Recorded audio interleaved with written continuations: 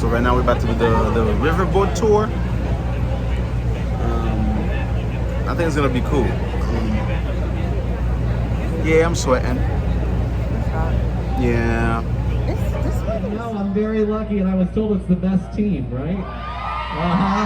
Yeah, all right. Yeah. We're going to have fun tonight.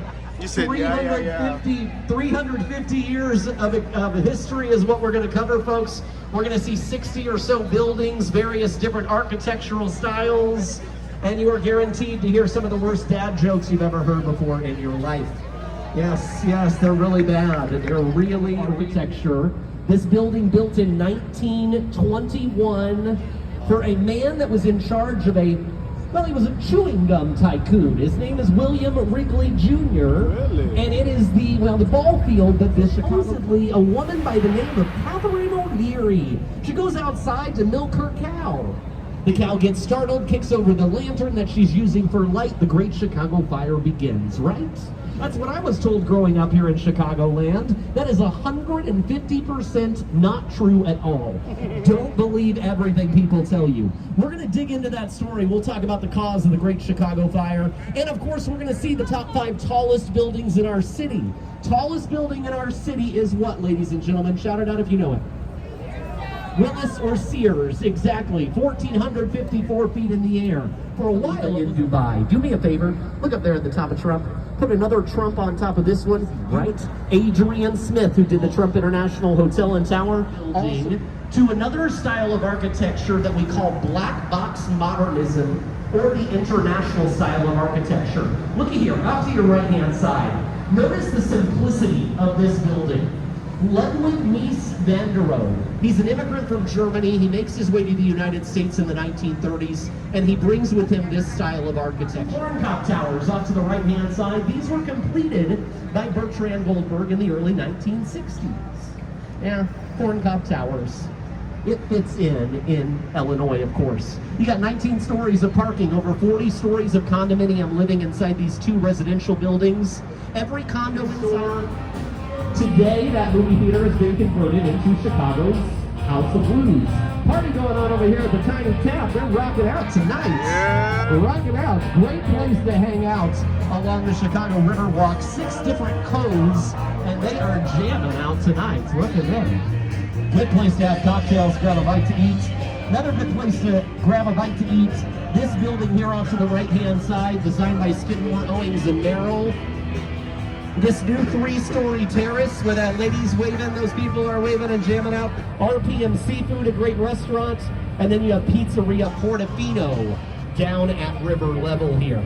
Now, folks, if I would have come to houses that still survives from 1914, this is the Burdock Center. Hey guys, here's what I want you to do. I want you to count the bays of windows to the right of the clock tower. There's 1, 2, 3, 4, 5, 6. How many on the left? Is it a symmetrical building? It's not. There's only 5 on the left. But here's what happened. In 1914, when George Nimmons built this building, there were 5 bays on each side of the clock tower.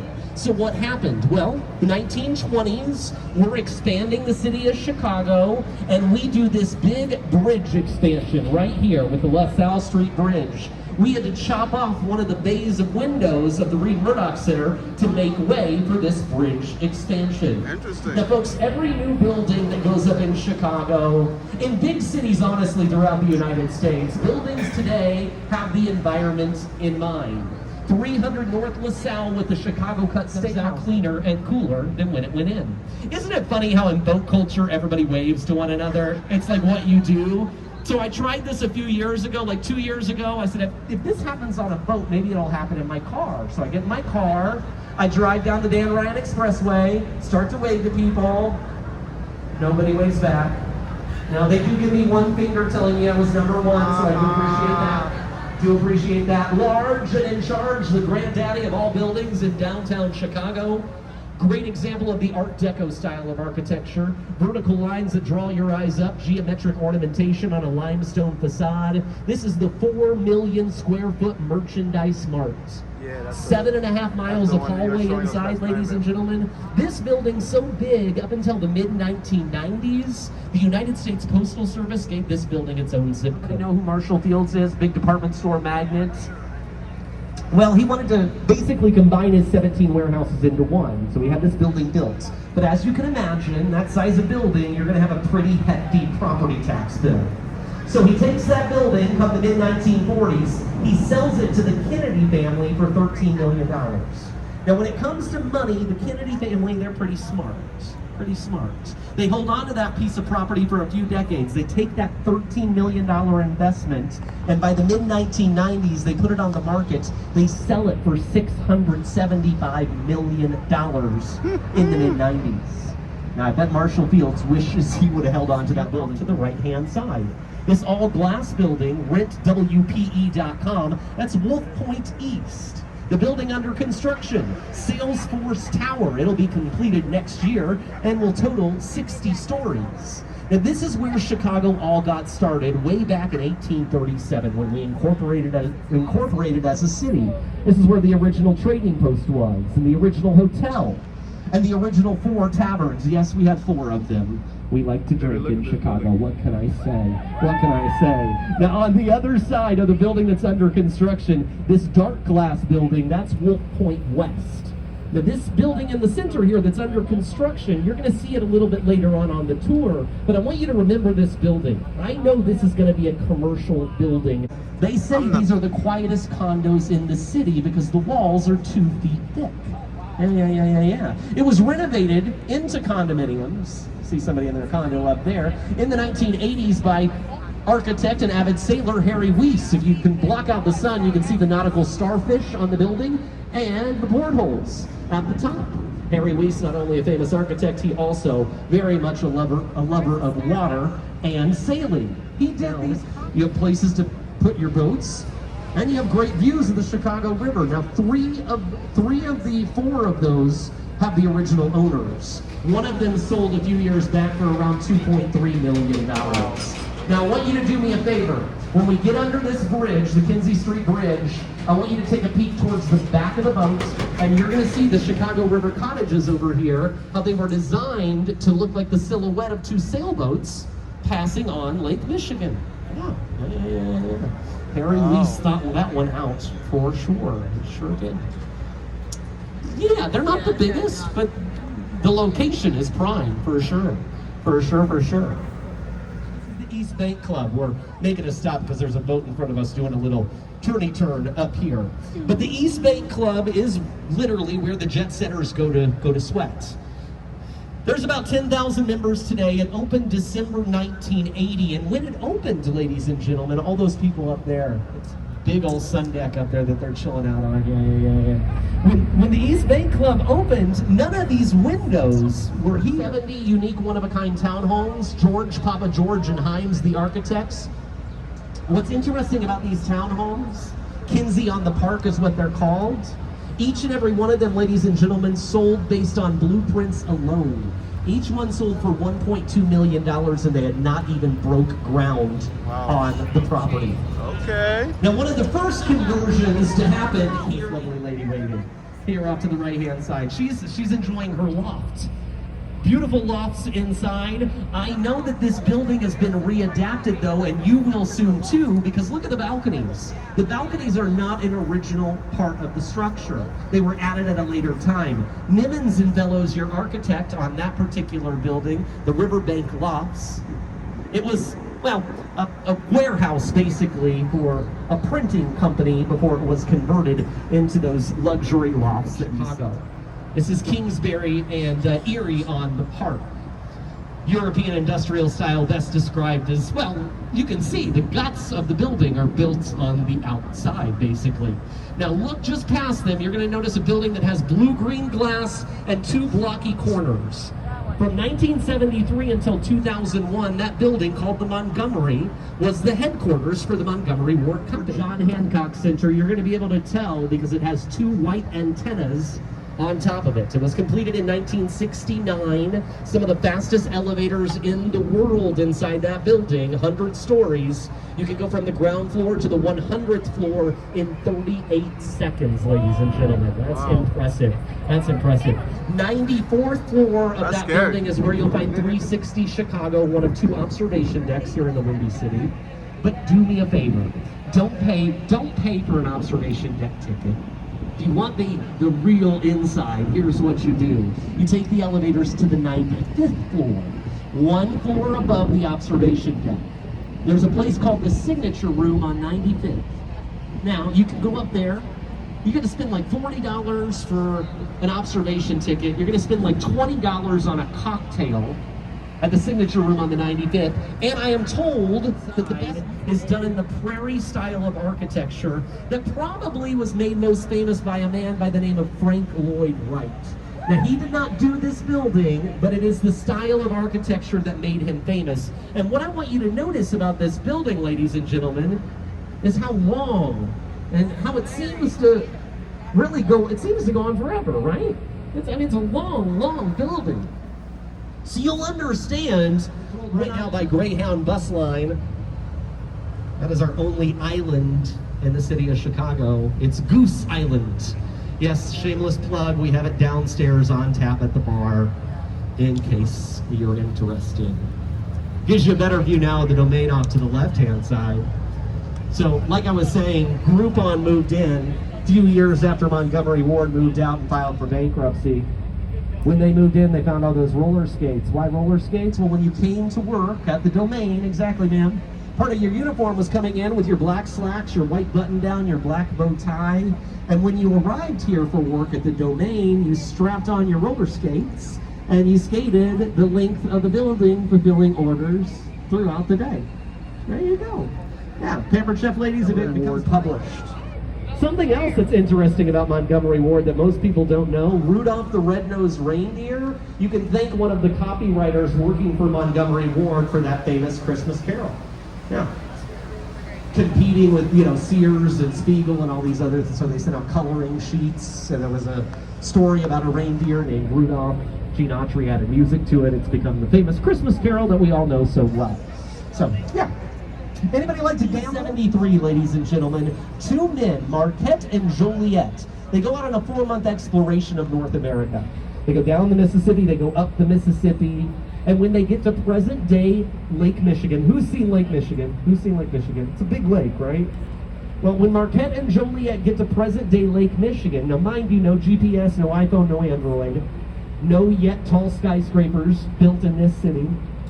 When they get to that lake, you know what they mark on their map? They mark that they've hit the Atlantic Ocean. Yeah. I mean, I can see 37 movable bascule bridges here in Chicago. Bascule is a French word that means teeter-totter. They basically go up and down. Right? We typically raise and lower these bridges on Wednesday and Saturday mornings in the spring and the fall.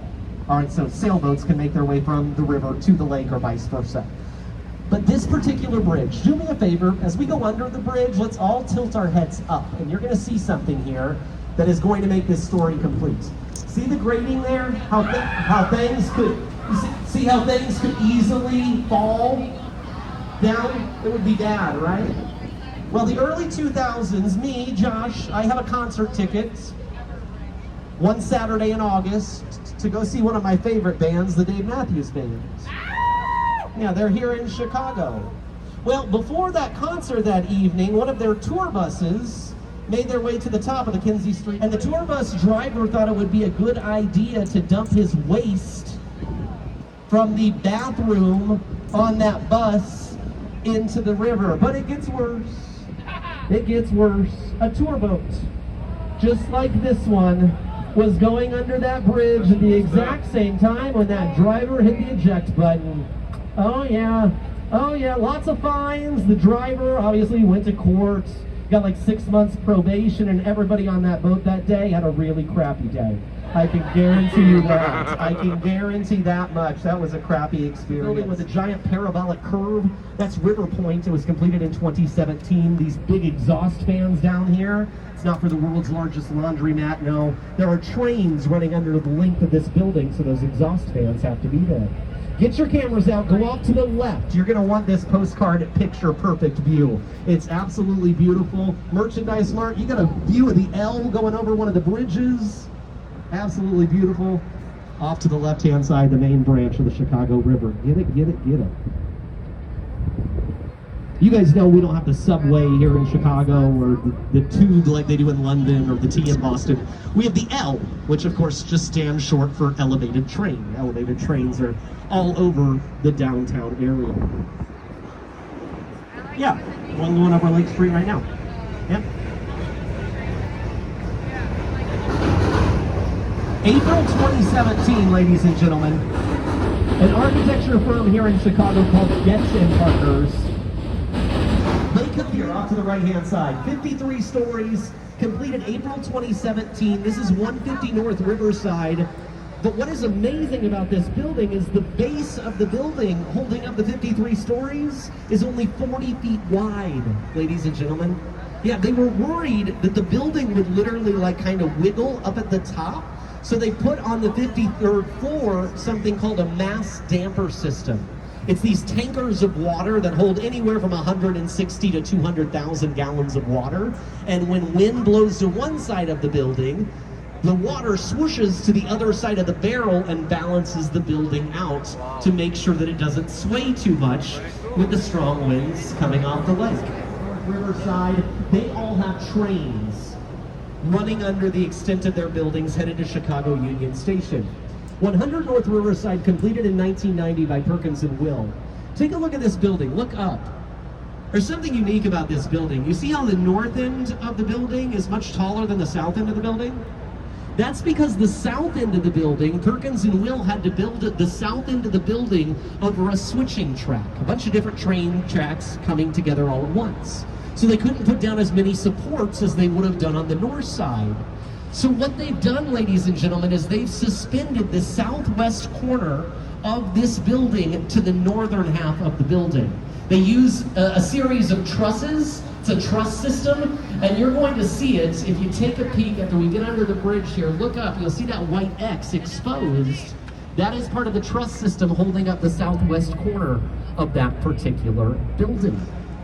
Was the first building of its kind all the way back in the 1930s to enter into an agreement with the railroad companies that allowed them, they signed these 150, 200, 250-year contracts, that they could lease the air rights above the train tracks. This original building built for a company called the Chicago Daily News, one of many newspapers that we had at the time in Chicago.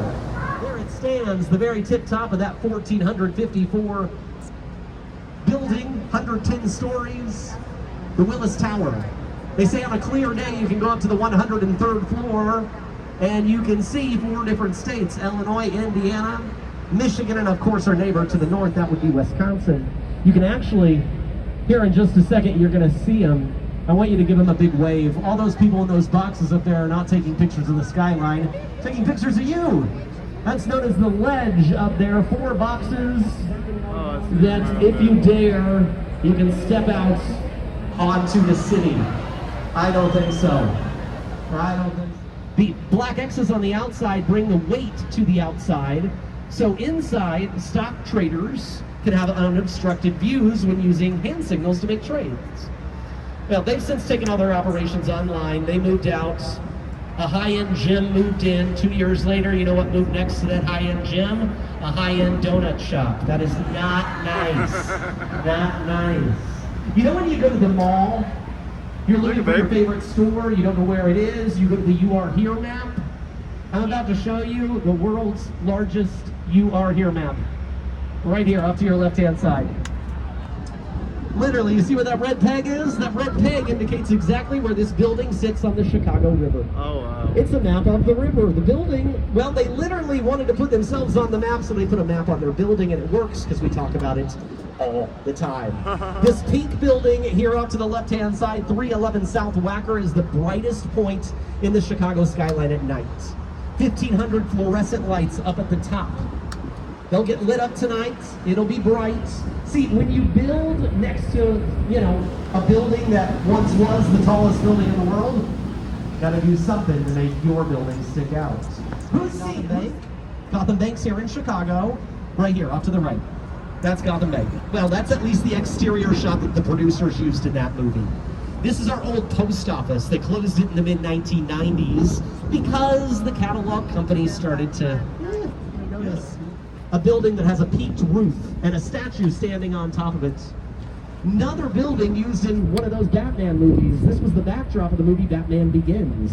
That's the Chicago Board of Trade building. And from 1930 until 1965, ladies and gentlemen, that building right there off to the left was the tallest structure in the city of Chicago. That's why the statue on top, that statue of Ceres, has no face. John Stories, who did the sculpture, said, I'm not going to put a face on this thing. The post office in downtown Chicago. Here's the new one, off to the right. Now you may say, Josh, what are you going to tell me that's interesting? What's interesting about a post office? Well, let me ask you this, ladies and gentlemen. Who pays for post offices in the United States? We do. Yeah, taxpayers. So, if you were living in Chicago, you probably would have freaked out too when we all found out that the architect hired to build the new post office was going to spend $20 million decorating the lobby of the new post office. We said, why? Newspaper reporters went to the lead architect for Knight & Associates and said, what are you doing? He said, normally post offices don't make money. I want this one to make money. So I'm spending $20 million decorating the lobby so people will use it for bat mitzvahs and wedding receptions. To this day, that post office has been open since the mid-90s. It's been used a grand total of 0 times for either of those things. That plan backfired. Residential building, notice the use of concrete. Yeah. Much more prevalent in that building. Again, concrete, a fire retardant. Now we talked about Bertrand Goldberg, and this is another architectural style done by Bertrand Goldberg. Remember, unlike Mies van der Rohe, he believed there were no right angles in nature. He wasn't going to put any right angles in his buildings. This is River City, another city within a city. Parents with preschoolers love living in this residential building. The preschool is right on the ground floor. It's pretty good. There's also a 1-acre climate-controlled park inside. Bertrand Goldberg himself. So in our history, I got to 1837. 3,000 people living here. Chicago incorporates in that year. 1840s, 1850s, 1860s. The railroad comes along and more people come to Chicago. Ladies and gentlemen, by 1870, there are 300,000 people living in this city. Our population grew very quickly over the course of a few decades. But then, October 8th, 1871, look to the right, you're going to see a Marshall sign, and right behind the Marshall sign, you see that radio tower over there. You guys see that? That radio tower right over there. That is where the Great Chicago Fire, October 8th, 1871, started. That is where Catherine O'Leary's home and barn were located. Catherine O'Leary did not start the fire. She did not start the fire. She may have went down and milked her cow that night. I don't know. The newspaper reporter actually that reported the story, ladies and gentlemen, on his deathbed, he told people surrounding him, no, the story's not true. I made it all up to sell newspapers. That's mean. That is mean. You thought social media was a problem. Jeez, boy, come on. So if it wasn't Catherine O'Leary, you may say, Josh, what caused the Great Chicago Fire? I don't know. Nobody does.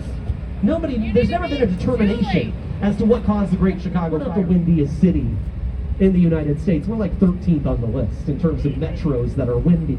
It's windy, we get strong winds off the lake, but it's because of those politicians that won us that World's Fair of 1893.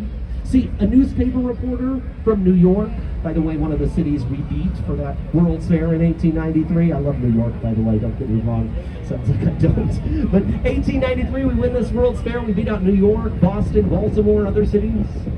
Well, one angry reporter from New York goes back home, goes to his office, pulls out his typewriter, and writes the headline, New York loses the World's Fair to Chicago because of those windy windbag politicians they sent to D.C. That, ladies and gentlemen, is why, well, in part, we are the windy city. Ladies and gentlemen, will be the newest neighborhood in Chicago. Remember, we have 77, so this one will be 78. They spent a lot of time coming up with the name for this new neighborhood that's being developed by Skidmore, Owings, and Merrill. You guessed it. They're going to call it the 78. Yeah. Okay. Whatever you say. Whatever you say. All right, an old freight bridge that's extended up here off to the right-hand side. I told you when we talked about the Kinsey Street Bridge and the Dave Matthews Band incident. Yuck. I told you that we have 37 movable bascule bridges, bascule meaning teeter-totter. Wednesday and Saturday morning, typically when we raise and lower those bridges, only in the spring and the fall these days. But each one has one of these giant counterweights. You're going to get a better view of it when we get to the other side of the bridge. Every bridge that moves in Chicago has one of these counterweights. It weighs almost as much as the bridge itself. You can't see them in downtown Chicago because they're covered up by the roads. So I'd like to point them out here, off to the right-hand side, that giant counterweight. We have more movable bridges in Chicago than any other U.S. city. We're only second to a city in Europe. 10,000 invisible bonus points on the line if you can tell me what city. Paris, that's a good guess. I think Amsterdam. You get the 10,000 invisible bonus points, man. Spend them wisely. Yes, Amsterdam. They have more movable bridges than the city of Chicago. Where you see this red fencing, absolutely beautiful green space. People are out enjoying Ping Tom Memorial Park inside the neighborhood of Chinatown. And Chinatown wasn't always here. About 50,000 people live in Chinatown today. Chinatown used to be closer to the South Loop, but because of discrimination, they were pushed this way. Now, luckily, the city of Chicago has protected this area, and it will always be home to Chinatown. Beautiful public art, great shopping, great food.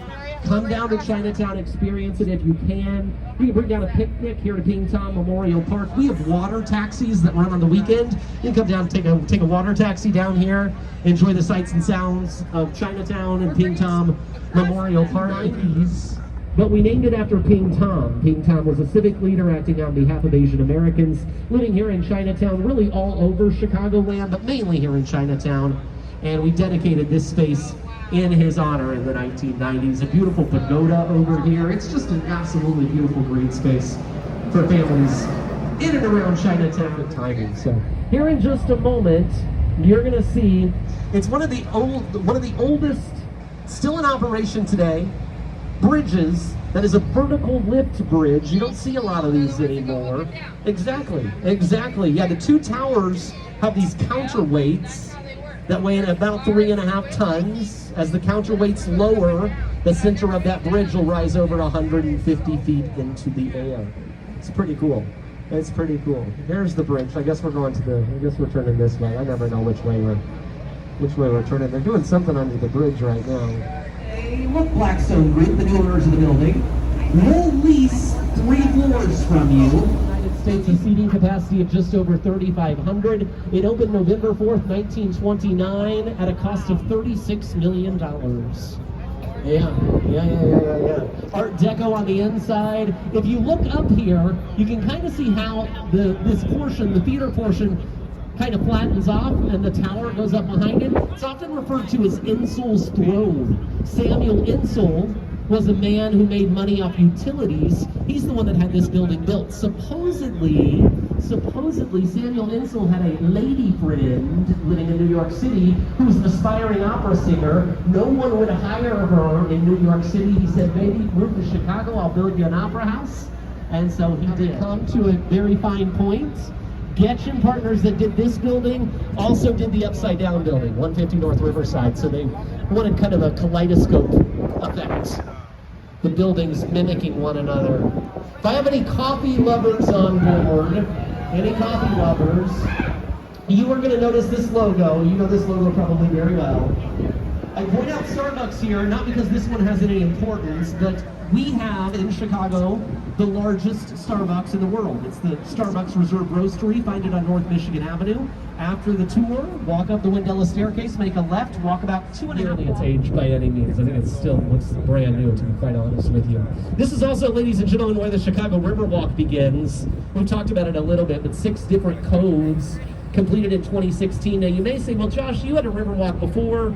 We did, but at every bridge you had to go upstairs, cross the bridge, go downstairs. Just wasn't very convenient. Now under every bridge, you're going to see one of these stainless steel structures that's known as an eyelash. It's there to protect pedestrians from falling debris. Now a lot of people say, Josh, what is this big box of projectors doing over here? You need to know this. You need to see this tonight if you have the opportunity. 9 and 9:30, those projectors are going to turn on. They're going to project a giant show on the Merchandise Mart. It's really cool, guys. It's called Art on the Mart. Now, there are not a lot of things that are free, as you all know. Very few things that are free. This one is free. Find yourself a spot along the Chicago Riverwalk or up on Upper Wacker up there and enjoy the show. They use images from local artists in Chicago, images from some of our best museums like the Shed Aquarium, the Art Institute, Field Museum. All right, let's see.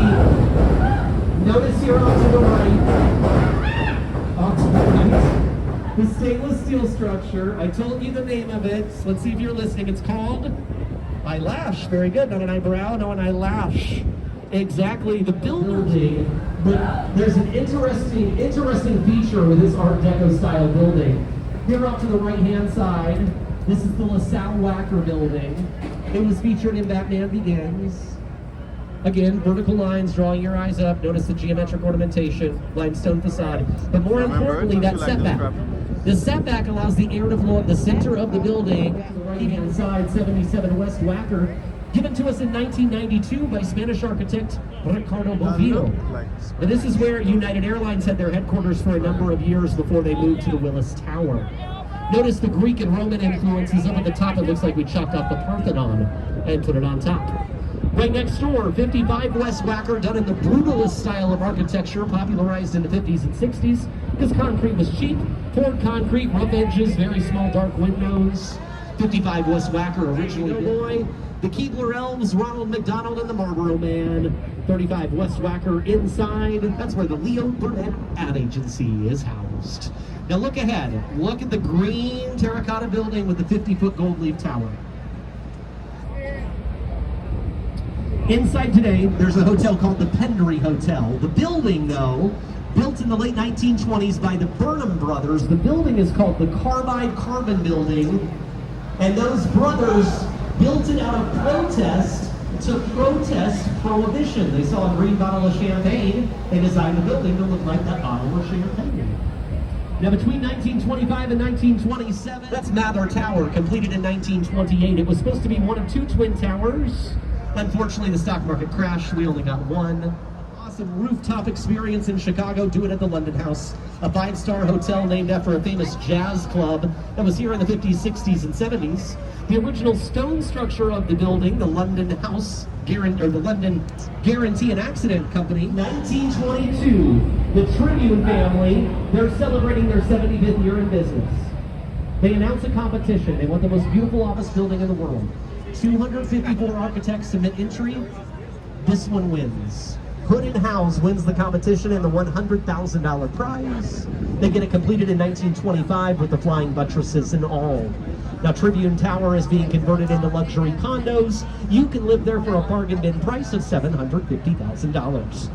Move on into whatever you do, make sure you walk up to the base of the Tribune Tower. There are offices, and that's the 7th tallest building in our city.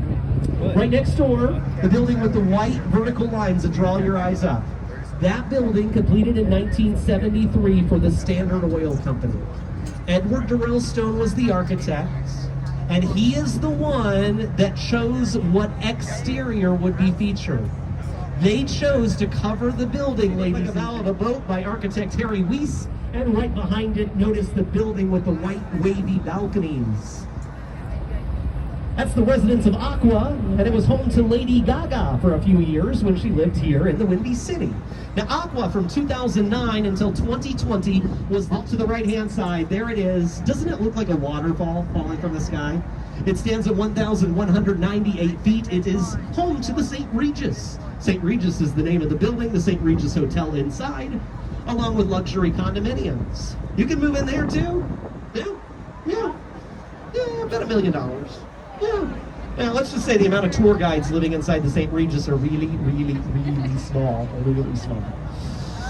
Yeah, it's beautiful. Go ahead and look up there at the 83rd floor. Notice how there are no windows up there. People often question, why are there no windows? Remember me telling you about the mass damper system at 150 North Riverside, making sure the building doesn't sway too much in the wind? Well, they didn't use a mass damper system. They used a blow-through system. They didn't put any windows on the 83rd floor. They allowed the wind to whip right through the 83rd floor, making sure the building doesn't sway too much, ensuring that the people don't feel sick and queasy working and living inside. So ultimately they won. They won. Navy Pier off to the left-hand side. I'll tell you about it in a second. Get your cameras out. You don't have to strain your back. We're going to turn the boat. Check out this awesome view of the main branch of the Chicago River. Absolutely beautiful. That's Lakeshore Drive, where all those cars are going across, of course. It stretches 15 miles north to south, south to north, of course, along the neighborhoods and the Chicago skyline downtown.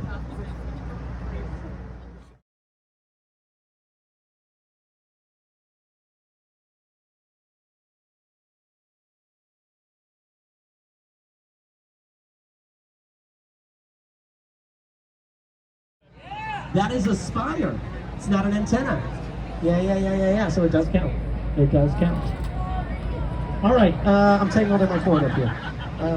Off to the left. No, off to your right. I'm sorry. Off to your right. Sheridan Grand Hotel. This is the 4th largest hotel in the city of Chicago. Inside, a ballroom big enough to host your next events, where you invite 4,999 of your closest friends. There you go. I better be on the guest list. 30 Rockefeller Center in New York City. Yeah, you see the resemblance? Mies van der Rohe's grandson, Dirk Lohan, gave us this building a few years ago, the one with the glass that's protruding out. It's the Graduate Center for the University of Chicago, known as the Gleacher Center. And here in just a moment, off to the right-hand side, every town needs one. Lord Norman Foster, from the United Kingdom, he is the first British architect to give us a design here in Chicago. He designed this glass building. This, ladies and gentlemen, is the Apple Store. Yeah, and the roof is designed to look like a MacBook Pro. Yeah, sure is. On those steps right there is where Jean-Baptiste Point du Sable would have had his home, and where his trading post would have been between 1780 and 1800. All right, I gave you, I think, the first 3 stars on the flag. Fort Dearborn, Chicago Fire, 1893, the World's Fair. But what about the 4th? Would you believe me if I told you the 4th stood for Michael Jordan? I didn't think so. 1933, the 2nd World's Fair we host here in Chicago. That is what the 4th red star on the Chicago flag represents. It's easy to remember, ladies and gentlemen. Fort, Fire, Fair, and Fair, the 2 blue stripes, of course, represent the 2 waterways we have here in Chicago, the Chicago River, and of course, Lake Michigan. Ladies and gentlemen, just like that, we're pulling back into our dock. If you see, this was beautiful. I'm going to be the first one off the boat. See your time in the city of Chicago, and I hope we get to see each other again soon.